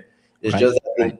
most in terms of value, and I just happened to be lucky enough to navigate these early days. Yeah. Myself as an artist, I'm not super. Obviously, like I did know some technical stuff, but like I'm still learning every day, right? Yeah. And what I heard you say almost in a way too is there's something about it feels more permanent being an Yeah, it ordinal. feels Uh, real. It feels yeah, tangible. right. No, I love that. And it's funny because I don't know much about ordinals. You're the first ordinal person that's been on the show. Nice. And but I've always had that perception of ordinals as well. And I think it was just because of the coding attached to it, and you're going down to the individual sats, and that those numbers mean something, whereas opposed to they don't mean much on Ethereum at all. It's more about the art and the collection, right? So there is a sense of permanence there, and I think you said it in a beautiful way. I think to wrap up kind of your side before I ask my closing question, can you talk about what currently is going on in Lemonhaze Bitcoin ordinal world, and then follow that up about what does the next 6 to 12 months look like? All right. Well, right now I'm sort of working on a long form generative art project, which is basically the kind of generative art where people, you're going to click to mint, inscribe, and like it's going to generate the seed on spot on the fly, and like you're going to get the output where I don't have a control of it. So like Oh, that's my goal. It's been a goal since the end of October, and basically this collection will cover actually bunch of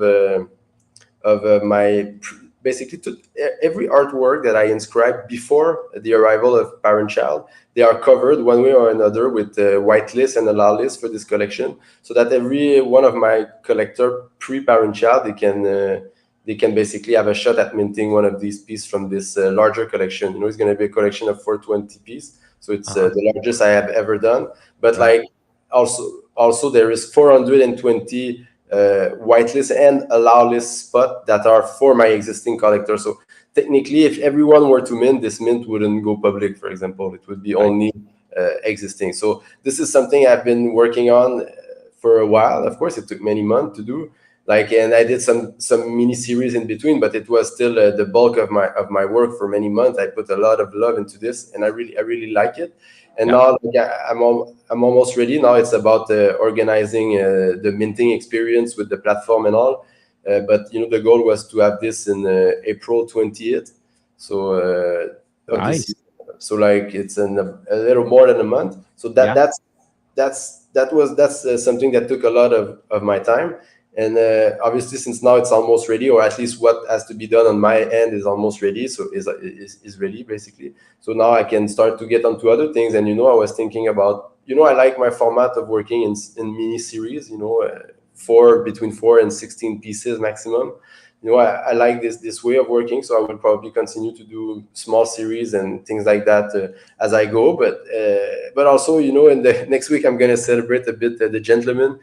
since it's going to be the first anniversary of Gentleman, which is one of my, I would say, my most known collection. And so these are the things that I guess I will put some time on in the coming weeks and months, maybe. Right.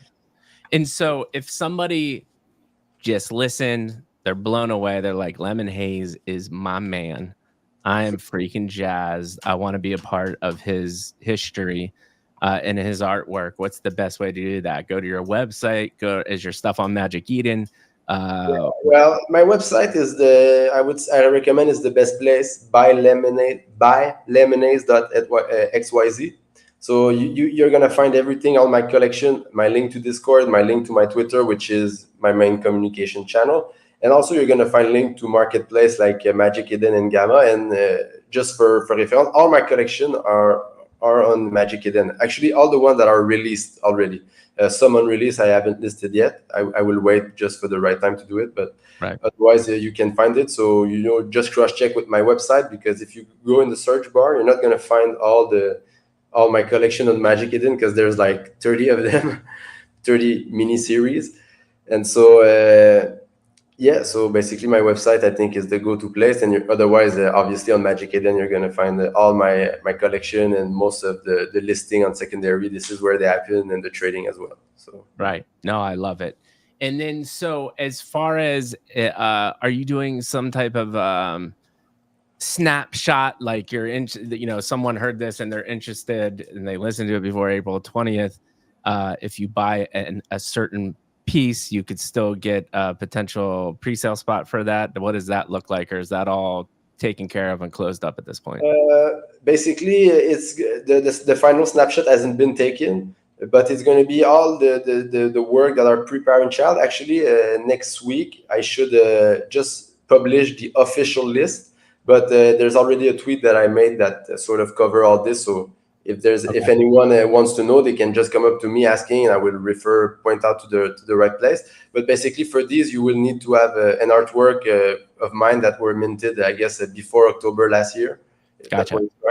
And like I will give maybe I'm planning on giving maybe a few extra spots to some certain people that I will let them know individually. These people, but like there's a few extra that I would give people who help me along the way and stuff like that. But other than that, it's really about having one of my early artwork. I guess it was really my goal to reward the people who believe in me, like before anything, right, during the darker time, I guess. Right. And also give them a chance to have a peace of mind that has a parent child that linked to my Gentleman #1, which is my PFP, which is where I now inscribe all my work underneath. So it's my bigger provenance tree. So this is something I want to do, for them as well, like for everyone awesome. to have a chance to get this. And then last question. You got kind of technical of like your new collection is basically generative art, and then you don't even know what the final output is. Can you just talk to how that process works and how you're defining generative art? Because I think generative art is also a broad term too. So like how you're interpreting it. Yeah, well, in my case, the generative art I make is art with code using a P5GS library, which is inscribed on chain already like almost a year ago by Unchained Monkey. Basically. And so from there, what I do is I can make art with code, mostly kind of JavaScript code, and then it's calling on the other inscription through recursion, which allows to render the artwork. And so for me, the process as a non-coder, it involves, obviously now it evolves since the day one, because now I already have a good frame of my work and knowledge that I didn't have 6-7 months ago. But generally speaking, I will there will be a lot of back and forth with the ChatGPT to help me code some of the things where I cannot code myself, because I'm not, I could do a basic HTML website before Ordinals, but like now with the tools like ChatGPT, it allows to expand the idea even more further. So for me, it's I would say a process about doing a lot of iteration, hundreds, thousands of iteration back and forth, and also tweaking the code, inside the editor himself, and like just really crafting the piece like I like, and go towards things that interest me, and so in my case, a lot of the work has been for me in the past month has been focusing on texture. I'm very passionate about finding the right texture digitally, find a way that you get something that you almost can feel or you want to Right. touch.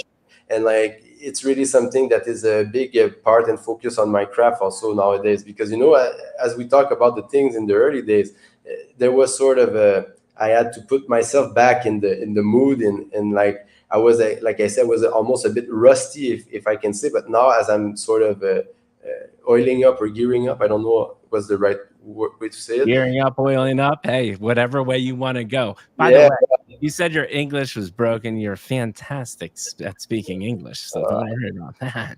and yeah, so basically that's the thing. Now I feel like I'm more focused in my craft, right? Like now I want to perfect generative working with code. This is what interests me at the moment. Like I saw a lot of similarities with the time, because I said I did a lot of guitar, but the bulk of my music time I was making electronic music, right, with the Right. computer. So like at some point I transitioned into working with keyboards and software and like making the generative art. I have a feel of a similar kind of a feel in the process of doing it, right? The way to achieve the final outcome, and the way to manipulate the pixel instead of with a digital drawing. It's with code, you make the code speak. But also in my case, since I'm communicating my ideas with word with ChatGPT, in many cases, it's about finding words. So I get to search about things, or search about effect, or things I want to achieve, or texture, or and so it makes me learn new words and new ways to express my ideas, and where I want to go with my art, and how I want to craft piece, because I care a lot about the little details and the Right. quality. I pride myself in, when you look at my work, you see that I put like time and quality into the final output, even if it's made with code. Like I try to be mindful of these things, and this is what interests me too, right? It's this obsession of finding the little details that most people don't see, but I know it's the difference, right? Right, So right. Absolutely. No, I love that. And I lied before I ask my final question. Something else just popped in my head. I'm really interested in how you organize your days, because I feel like you're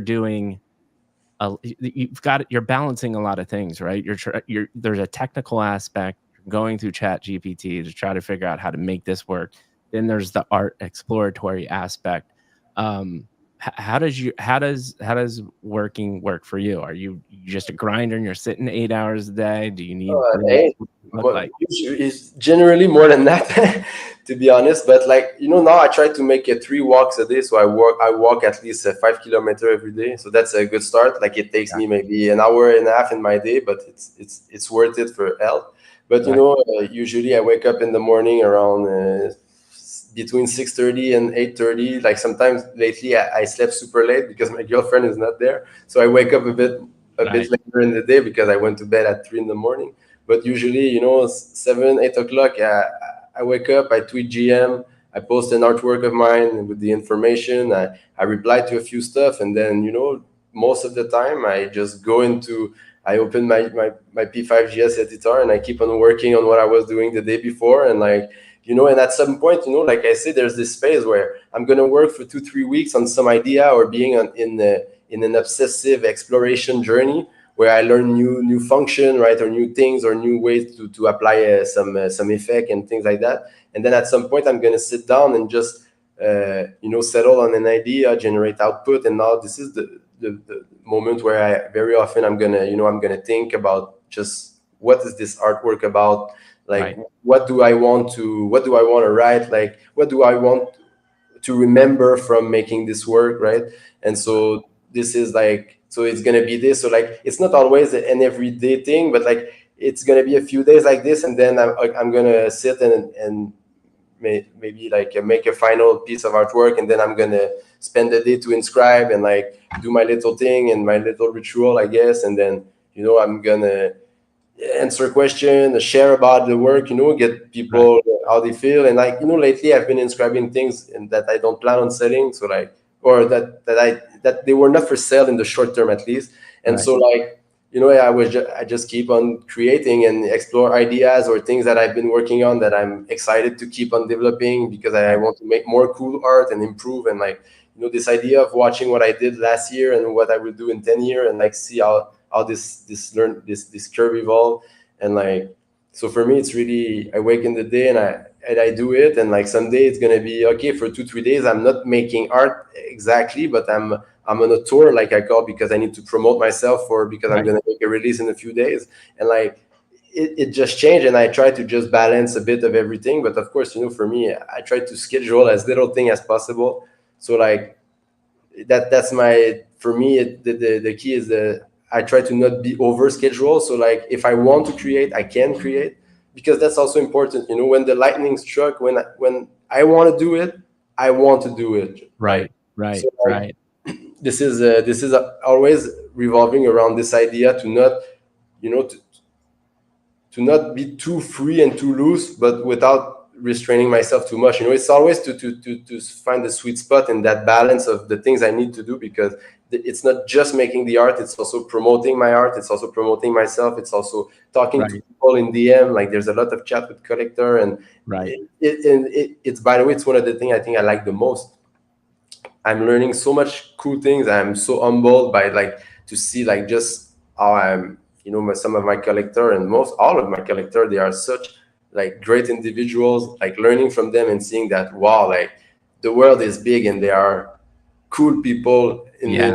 a lot of different ways, and like it's just really fascinating to Right. just go through this. And like these are all the kind of thing that I just enjoy in my journey. Like sometimes, like Yeah. I said, dream big. It's yeah. Yeah. Yeah. I'm working with another creator, and we're tossing out this idea of, like I said, these like kind of educational master classes, and to be able to use a community to guide that. I always say and talk about this is it's web 3.0, but it's also brand 3.0 too, right? Never before Yeah, have we had access to a community in this intimate setting to help you evolve your business, right? 100%. And it's a beautiful thing. So that gets me really excited. But also, like, you went through that, and you said I also heard cyclical, right? Like, you are going Yeah, through, whether intentionally or not, you have a exploratory phase, then you're learning, and then you're like, okay, I need to output something, and then that inevitably leads to releasing some type of connection, and you needed PR, and then kind of in the maintaining that is you're making sure you do a good morning and interacting with your community as kind of a default. So you do yeah, kind of have a process there. And I think it's interesting because I think people talk about art and they talk about Web3 and they talk about all these things. But I also think there's a big disconnect for some odd reason of, like, just tell me what you do and how you do it. Like, I think people exactly. want to know that too. So having that context is great. And then, I you think know, it's important to know. And like I think, as a collector myself, I don't care so much about the process of the artist right. for weird reason as a collector. But as an artist myself, I think this is the most interesting thing. When Right. I say goodnight to my girlfriend at midnight, and I go in the bed with her 5 minutes, and I'm like, oh, I'm waking up. She's like, why? I'm like, I have something to do, and then I go back to my computer for 2 3 more hours, because also the inspiration, or the Yes. flame to create at night. There's a time, I don't know, like around midnight or maybe 11 and 3 in the morning. There's this energy where everything is calm, and like I can just put on the work. Like I Yeah. put the work all the day, but this is where sometimes the little, like the next level gear gets in, right? Yeah. And this is the kind of thing, like this is all part of it. And when I was saying about having to know that I'm good, that I can at least, like I say, pay food and in my rent, so that I can focus on this 100%. It's to do this kind of thing, right? It's to Right. allow this liberty. Basically, if I have to say it's my job, well, it's my job to respond to this need to create something when I have it, not just Right. repress it. Because for many years, when I was in the crypto, like, mindset, more than the art mindset, uh, I wanted to do, let's say, take my guitar and play a bit or do something, but I wasn't doing it. I was like, oh, I cannot justify doing this. Now it's sort of the opposite, right? So like it's really refreshing to just, when I want to do it, I just fucking sorry, I just do it, No, no, you can and drop like I on me. think that's the key, right? To be able to Right. just go, and when I want to create, I create, and I Yeah. don't think about like creating or whatever. And even now, like sometimes I have a series I like a lot. I'm working now. It's still not inscribed, by the way, but like I'm wondering how I'm gonna do about the supply. Well, I'm just generating a bunch of input now, just for me to enjoy. And like maybe at the end, I'm gonna inscribe just 6 of them, but at Right. least we'll have sort of breathed in all the panoply that can be created from this, because it's also my enjoyment, right? When I say Yeah. like I do it for myself, I really enjoy inscribing, right? Like Right. in Yeah. sharing my art, and like knowing, like I said, knowing that now I have sort of an audience, people that are somewhat interested in what I my journey, and the art I make and the why I make it, and like it's even more like no, it's just a good vote of confidence, like Right. it No. makes me, yeah, I can keep on doing it because that's what I like doing. Yeah. Yeah, no, that makes total sense. And I think you said something really interesting there too, which I want to apply to my life a little bit, which is like, I feel like you read all the time, like, hey, you got to be really efficient with your time, especially like I told you with everything going on, right? Full-time job, got a kid, trying to grow this company, right? So you do have to be effective with your time. Um, but I sometimes feel like I'm not doing enough because I'm not labeling what I should be doing during that time. And it's almost like even if you're not a super creative person, s- whatever that time is that you have scheduled where you can dedicate it to work, not labeling it to give your time to, like, if you have these interesting moments, to dedicate it to that, not to, hey, I need to reply to things on Twitter. Like, it's No, no, but maybe. then, like, it's pleasant to reply, when someone come up with a question Exactly. or something that, or some interest or connection with what you do, even if it's just general about ordinals or whatever. It's generally like it never feels like it's a job, right? It always Right. feels like it's natural, and this is what I like, and this is what I think is like at some point I was complaining about things in my life, and I thought, if I think I can do X or Y better, then why am I not doing what I want to do, right? Right. If Right. I think if I'm not doing what I want, maybe like I should like focus on myself first, basically. And from there it started to help me get this kind of mindset of doing it this way. 100%. And I think this is going to allude to probably your answer to this question, but in the times of toughness, in the times of non-inspiration, or waking up and being like, shit, man, I got to do this for another 14 hours today. What keeps you going? Is it because you love it? Is it because it inspires you? What is it? Like, what is that If part of you that keeps you going? I think it's the fact that I don't have to feel this way. Mm, It's the fact that there's not a day where I say, "Oh, I'm gonna have another 14 hour of this," because if I don't want to be doing this, I'm gonna do something else until my like until it's calling me again, right? And right. generally it comes back fast. So for me, the idea is really to see it as something you Yeah. like that like there's a real passion for me. So it's really hard to say, and I also totally understand that it's not realistic. I think that everything, every time have exactly this thing, but when I was in hospitality, for example, it wasn't my passion like making art, obviously, but it's still something that a place that I like. And so I guess I take the positive, like, I'm gonna see my friend at work, right? Or Right. I'm gonna do this after work or whatever. And like, so I try to make the best out of what I have. And I think, yeah, Mhm. I think that's the thing. It's trying to make the best of what I have. Yeah. So whatever comes my way is just to try to find a way to focus on the positive, right? Yeah. I Like, love it, man. I think, That's I such think, great advice for life, and I think especially in this day and age when there's a lot of negative, to have that yeah, mindset is even harder to do, but if you can do it, it's refreshing. It's yeah, refreshing. I think it's the key.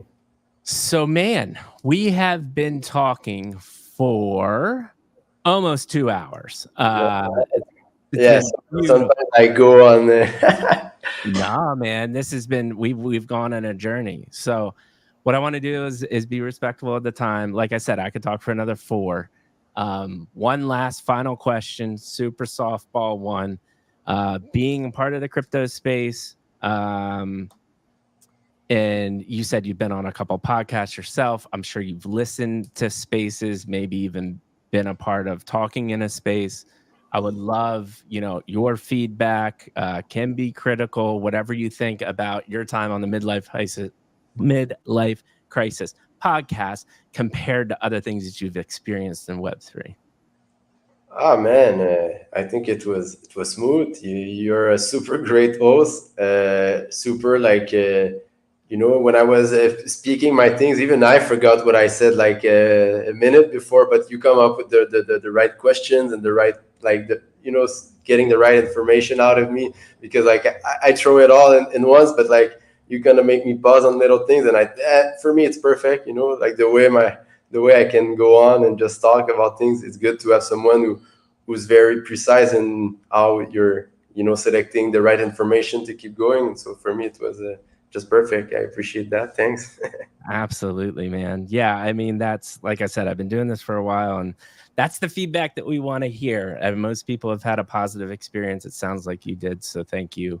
Uh, Yeah. Thank you for the feedback, man. I really appreciate it. I'll say my closing comments and then we'll wrap it up and call it a day.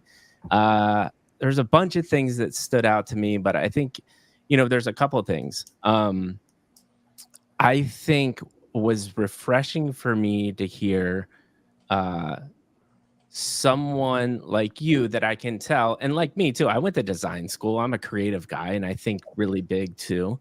But I think it's refreshing to hear like there's an element of doing, right, and you got that from, I think your father was an impact, right, and you got that from playing sports and playing in competition, but to have the real conversation that one of the reasons why you're successful as a Bitcoin ordinal artist is because you were interested and then you actually just did the work.